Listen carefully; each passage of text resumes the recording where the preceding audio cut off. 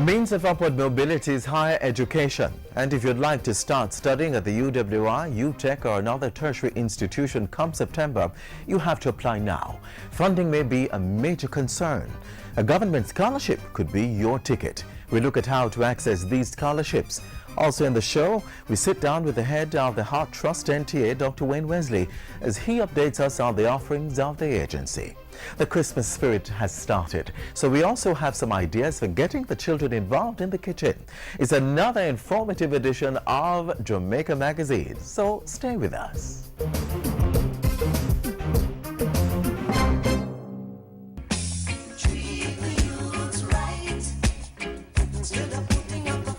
I'm Mario Mackenzie, Robin, captain of the Calabar High Track team. And me have a message for anybody who are planning to take the tablet them, or the government give the schoolers for use in class. You never hear so them break the tablet them. That mean anywhere the tablets there, the government can shut them down. Plus GPS tracker installing of them. And even if you find a way, and you go around all of that, the minute you go up on the internet, them are going to know. So here what you do. Just leave the youth them with the tablet. Give them a chance to further them education. Makes sense, done.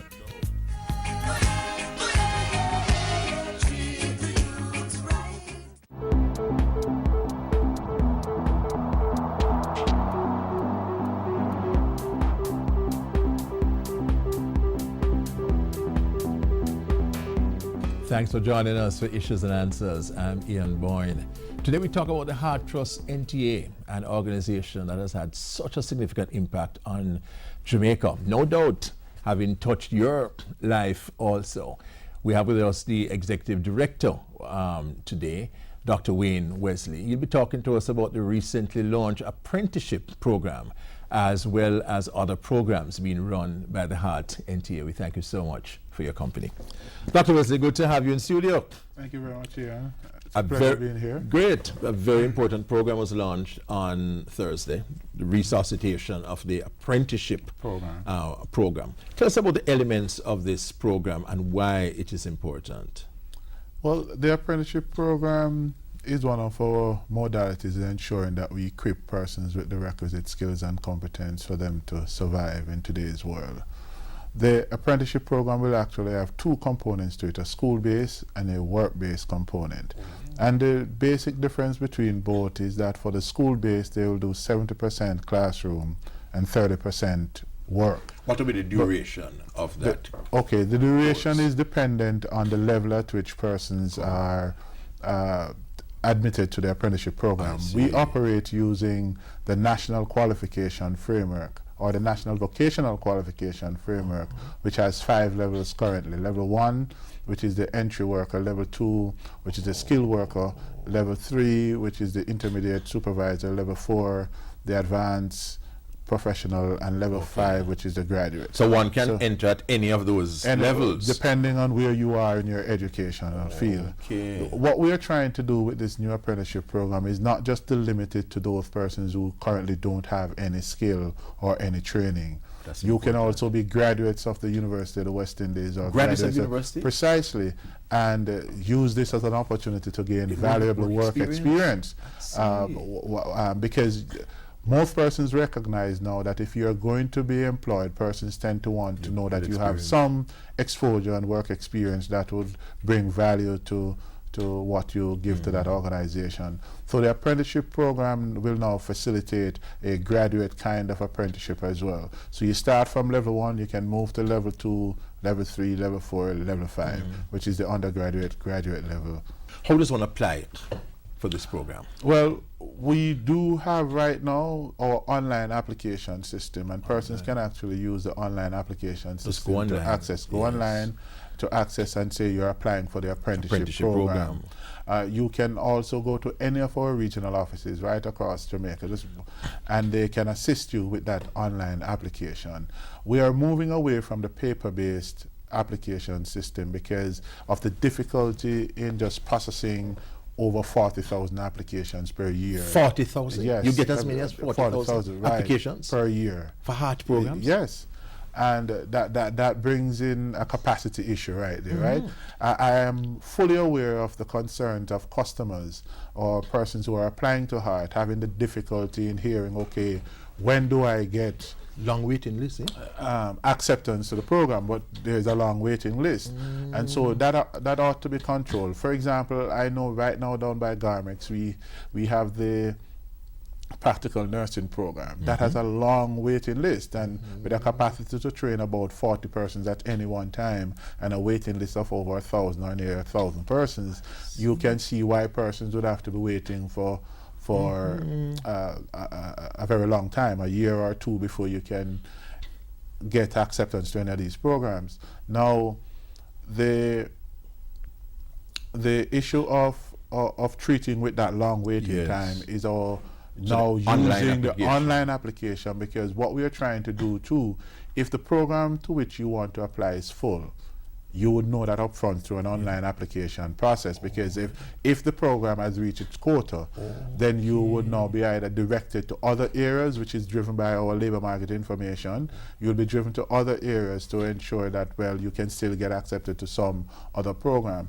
But to deal with that issue in a more fundamental way, though, we're looking at, once we have all these applications in, how do we now begin to forge partnerships with other entities that might have the capacity? When we come back from the break, there's very high demand for the heart programs. That is what we are hearing from its executive director, Dr. Wayne Wesley. He has more to tell us when we come back from just a short break.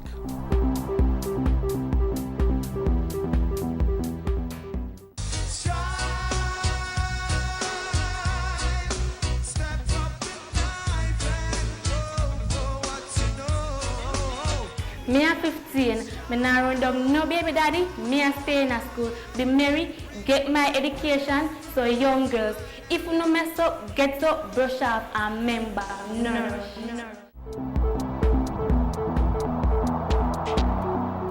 The dynamic executive director of the Heart Trust NTA, Dr. Wayne Wesley, is with us telling us about the demands for the programs of the Heart Trust NTA, as well as the initiatives. He will come to the initiatives that the Trust is making.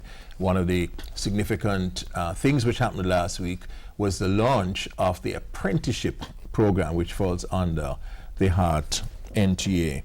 So you were talking about this thrust now toward more online application. I must say, Ian, that we actually went through a review of our mission statement, and central to our mission statement are three critical terms that are used now to guide our way forward, and one is integrated. We must be integrated with the education and training system. So in other words, we're going to be working collaboratively with the education and training system to ensure we can have wider access and reach. Then the other term is flexibility. We want to develop the ability to change, to effectively and efficiently change, to meet and respond to what our employers want us to address. And finally, to be responsive, having the capacity to remain relevant and innovative in how we approach training in Jamaica. And so in that regard, we are looking now at partnering with various entities. You would have heard us signing a lot of MOUs with other entities trying to expand and increase the possibility of our trainees being employed. So we're talking about we're working pretty much several of our ministries, the Ministry of Education, the Ministry of Labor, the Ministry of Industry, Investment and Commerce, the MSTEM Ministry, the Ministry of Agriculture. In particular ways. I'm going to be specific. I just wanted to at least make sure I cover all the ministries that we're dealing with. For example, with the Ministry of Agriculture, we are working with them through the Sugar Transformation Project, as well as the small ruminant and all those persons that we train for them to ensure that they have the kind of skill sets that is going on. You would have heard DNG or Diageo talk about training persons for about 1,000 persons to work on their cocoa farm and all of that. We are there with them, assisting with certification. We are working with the Ministry of Education for the integration of levels 1 and 2 within our school system, so students can now leave with a certifiable skill that they can now be gainfully employed when they leave school. So that means the introduction or the boosting of vocational education within Training, the school system. Precisely, so that persons can leave with an employable skill. And so we're also working with the Ministry of Industry, Investment and Commerce now, with the MSME sector, with the animation industry, with the business processing outsourcing industry. In fact, as the National Training Agency, perhaps we have done the studies that are used now to guide the training system as it relates to the logistic hub in maritime training, in aviation, in manufacturing, in animation, in business processing. We have completed all those labor market information that is now made available to the public. Anybody go into the Heart Trust website will now find that they will have access to all those labor market information that will help to guide their programs and guide what training that they need to offer. And even those persons who are wondering what area should I be looking forward to studying in right now to ensure that persons are really pursuing the requisite skills that will almost You have that information online? That information is right online. They can go on and go through all that to make sure that so students can know the areas that are in demand. Rather than, you know, spending money for areas that they won't get any jobs in. Jobs, right. So in that regard, we're actually working with the Planning Institute of Jamaica as well, hosting this public forum on labor market information, what it is and how persons can use that information to inform career selection and choices. So our labor market information is also being used now to drive the education and training system in Jamaica. Yes. If we could conclude on the apprenticeship program, Heart would provide some kind of stipend to those who are on the program. Well, yes, the apprenticeship program as it is now constructed is one where we're looking for a shared partnership with industry. While we will bear some amount of the cost to pay for persons to be an apprentice, we are expecting the industry to also help to share the cost of that. Now, the cost is graduated depending on the level of the individual. So, for example, for the first entry-level apprentice, the company might be asked to pay 40%, while Heart Trust will take on 60% of the cost of that individual.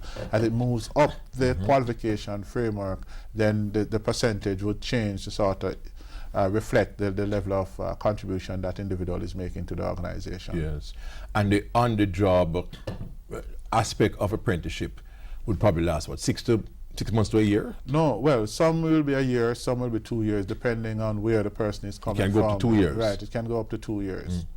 And how many persons would be covered by this program when fully operational? Well, when fully operational in this first phase, we're expecting to get up to 1,000 individuals. Come March, we should have at least 500 on stream, and then we work beyond that to get up to 1,000.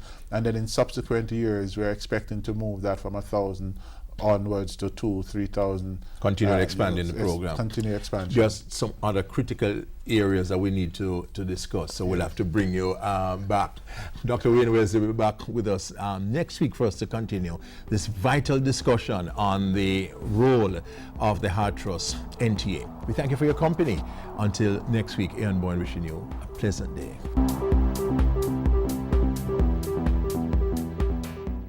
From the primary to the tertiary level, there are a number of government scholarships available to students of private and public schools. Whether you're a bright spark or love to volunteer your skill set, they could be your ticket to free or subsidized education. Take a look.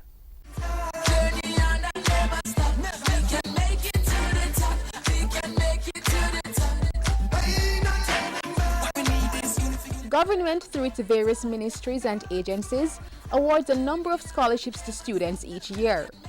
You too could qualify and benefit from a scholarship or grant, but you must seek in order to find.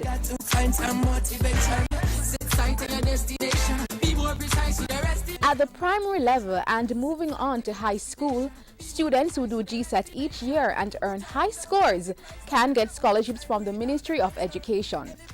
The scholarships are awarded to students from both public and private institutions. The government in itself, the Ministry of Education, offers a total of 32 scholarships, government scholarships, yearly to students who sit GSAT examination. Of the 32, 4 are named after prominent Jamaicans, former government minister J.A.G. Smith, and 3 of the national heroes, Marcus Garvey, Paul Bogle, and George William Gordon.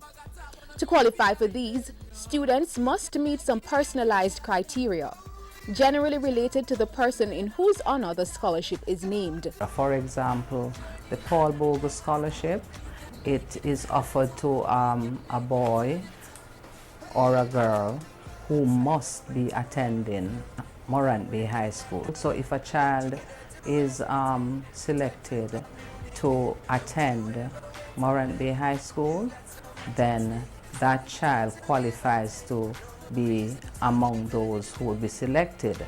But the bottom line is that it would be based on performance. So what of the next 28? Basically, the 28 scholarships are awarded based on performance purely. And it is awarded to all school types. So private, which we refer to the prep schools, all age schools, primary and junior high primary school students. In addition to these, the Education Ministry also offers sponsored scholarships, extended through private sector institutions such as banks to top-performing students. High schoolers, you might have just completed 5th or 6th form and are ready to experience the college life. In case you didn't know, the Student Loan Bureau actually offers grants. Yes, under its specially designed Grant in Aid GIA program, students receive a specified non-repayable sum to assist with the funding of school-related expenses. It's not a full scholarship, but it can certainly help to make a difference.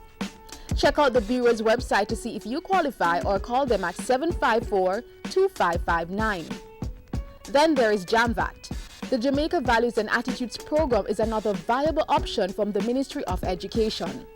Students volunteer for 200 hours and in turn earn a payoff of 30% of their tuition fees as well as an additional stipend. A great reason to volunteer indeed.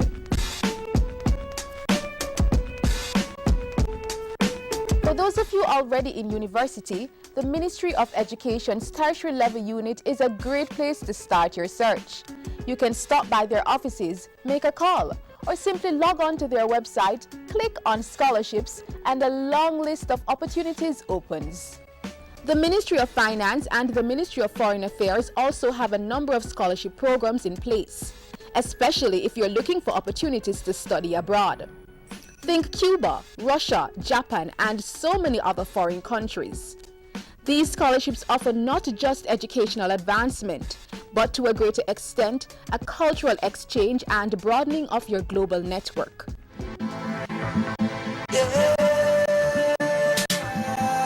If you need help in your search for scholarships, another government agency, the National Center for Youth Development, which falls under the Ministry of Youth and Culture, also displays scholarship options for students on its website. For further tips, call and/or check out the websites of the Ministries of Education, Finance, and Foreign Affairs.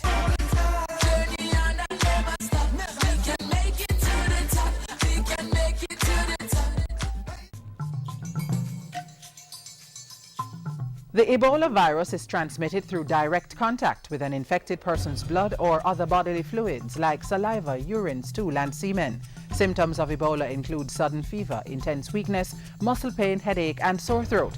This may be followed by vomiting, diarrhea, and rash, and in some cases both internal and external bleeding, leading to death. Protect yourself. Avoid travel to Ebola-affected countries. Avoid contact with infected persons. Don't touch the body of someone who has died from Ebola. Wash hands frequently with soap and water and use an alcohol-based hand sanitizer. To know more, call 1-888-663-5683.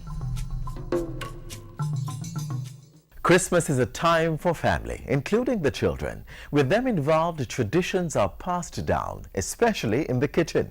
Learning how Mama made the sorrel drink or the secret ingredient used in the Christmas cake make the season even more special. This Christmas, under supervision of course, have the little ones whip up a mixture or two. Next, 2 budding chefs go head-to-head, creating their versions of a tasty Christmas meal. It's the most wonderful time of the year. with the kids jingle belling and everyone telling you be of good cheer.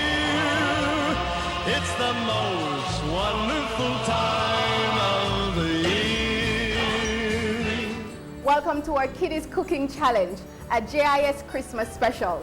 Now you know food is a big component of the Christmas celebrations, and so we are finding ways to use everyday items around the kitchen to create a light Christmas meal that is scrumptious yet creative. With us today is Kaylin Murphy and Logan Samuels, who will be ably guided by Ms. Patrice Campbell, Culinary Arts Specialist at the Jamaica Cultural Development Commission, and Mr. Stephen Hamilton, CEO of SK Catering.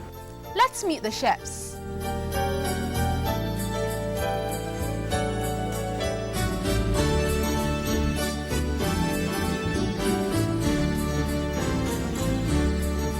Here are the instructions. It's a cooking challenge, right?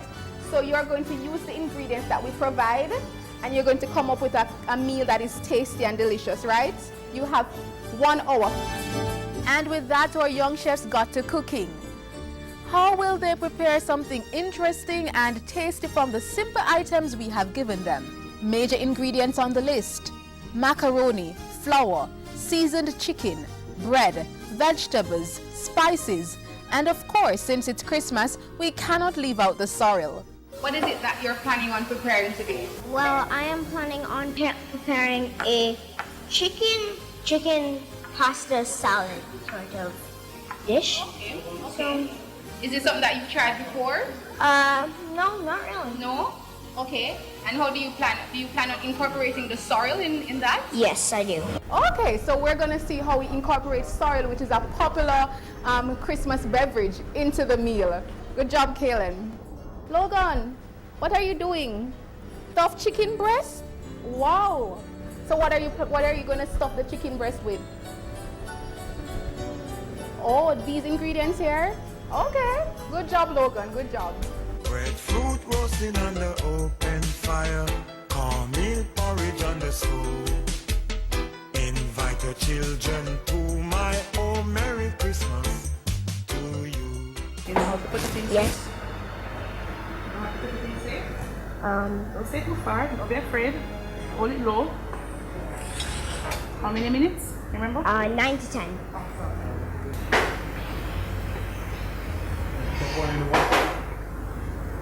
Stop. Okay, alright. Notice how Kaylin and Patrice are reducing the sorrel to use as a sauce? Stephen has also used it in the macaroni to change the color of the dish. That's just one smart way to use sorrel, and the rich red flavor fits perfectly with the festive season. While they're at it, how about a little history on this favorite Jamaican Christmas beverage? According to the National Library of Jamaica, sorrel may have come to Jamaica from Africa. References to a Jamaican sorrel go back to the 1700s. The plant is an annual shrub. It's normally planted in August and reaches maturity in December. After flowering, the sorrel petals fall off, leaving the fruit. These get big and turn crimson red as they mature.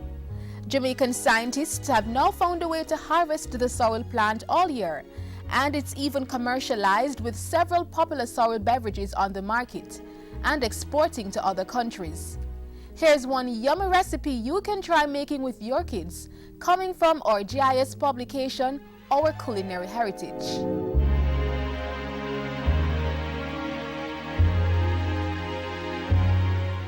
The method is simple. Wash the sorrel thoroughly, then put it in a container. Scrape and wash your ginger, then grate or beat it. Add the ginger to the sorrel and pimento grains. Bring some water to a boil and pour it over the sorrel. Allow that to stand for 4 to 6 hours. Strain, sweeten to taste, then serve on cracked ice. That's one refreshing beverage the kids and the whole family will certainly enjoy. Speaking of kids, what are they up to?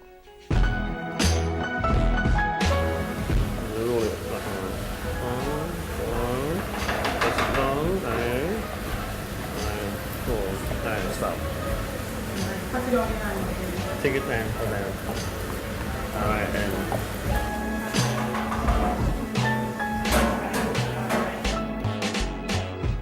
Chefs, You have 10 minutes to go, 10 minutes. So whatever you're doing, please hurry up and get it finished. Time sure flies when you're having fun. And they certainly did, as they whipped up their fancy meals. Okay, chefs, time is up. Forks down, hands up. Good job. Woo! This is wonderful, wonderful. High five. High five, Kaylin. Good job.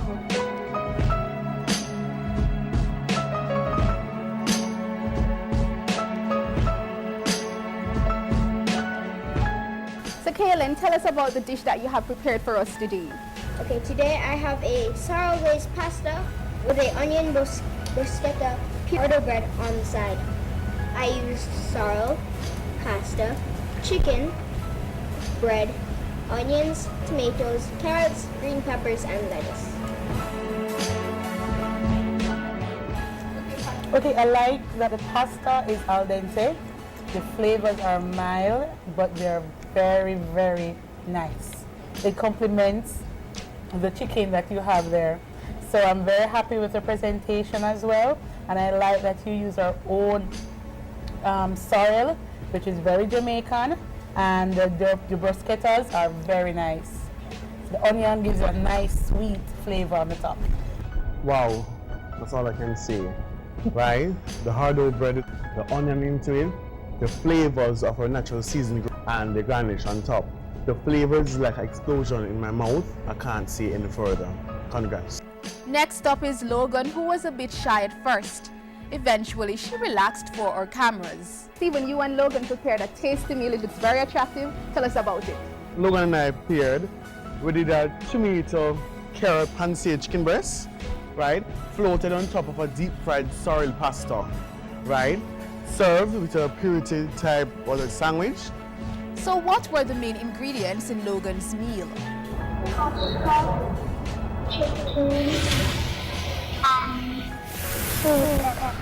and the flavor of the flavor of the pasta, that wow factor they bring to this plate, and I thank you. I like that, and I agree with Stephen. I like the textures that are there, and I like how she used the chicken in two ways. I like how she pan-seared one and she sauteed the other, and how she made the creation on the plate, the presentation was really good, and the flavors on the chicken, that sorrel glaze on top of the chicken was very, very nice, Logan. Congrats. You're welcome. For you at home, you too can create amazing dishes like these this Christmas, making use of what you have. Well, Jamaica, here again, buy Jamaica, eat Jamaica. Why not think of out of the box? I know we have a lot of things at home that we wonder how we use it, or so you can always go online. It's always good to try the local produces that we have in various ways. It's always good to be creative and to get the vegetables in for the children. We have fun, creative ways to do that. You don't have to go all expensive. You can use the same chicken and fish that you would use every day and use them in more creative and fantastic ways. For participating and being successful in this challenge, our young chefs were awarded a gift basket and a copy of the JIS Culinary Heritage publication. Copies were also given to our experts who shared in this fun experience with us. Now you see, you can economize this Christmas using everyday items in your kitchen to create meals that are scrumptious, delicious, and still creative, as our young chefs Kaylin and Logan demonstrated today with the help of Stephen Hamilton from SK Catering and Miss Patrice Campbell from the Jamaica Cultural Development Commission. This Christmas, make it a special one and a tasty one for you and your family. That's it for JIS Kiddies Cooking Challenge. I'm Tamara. Jingle belling and everyone telling you be of good cheer. It's the most one.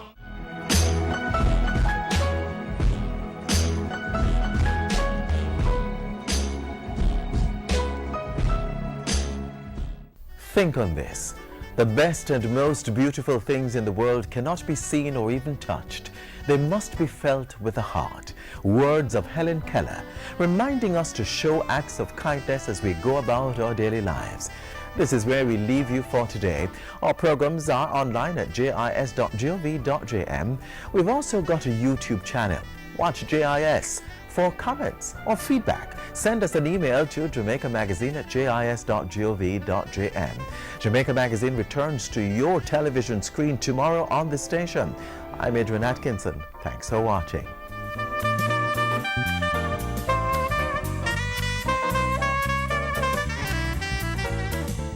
This has been a production of the Jamaica Information Service, the voice of Jamaica.